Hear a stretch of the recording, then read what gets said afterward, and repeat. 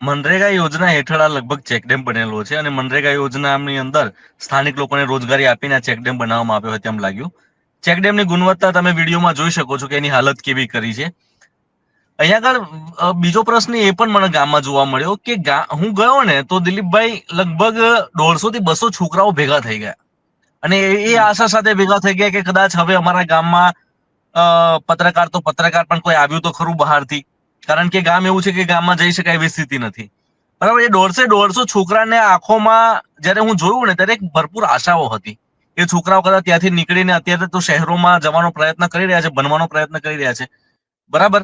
પરંતુ એ જે વિસ્તારમાંથી આવે છે, વિસ્તારમાં આ અસુવિધાઓ જોઈને એમનામાં બહુ ભારે અસંતોષ છે.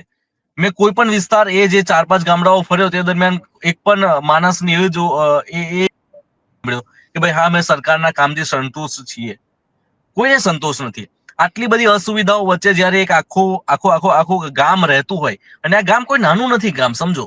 આ ગામમાં 300 ઘરો છે. 300 ઘરોની જોઈએ તો લગભગ 1000 થી વધારે વસ્તી હશે.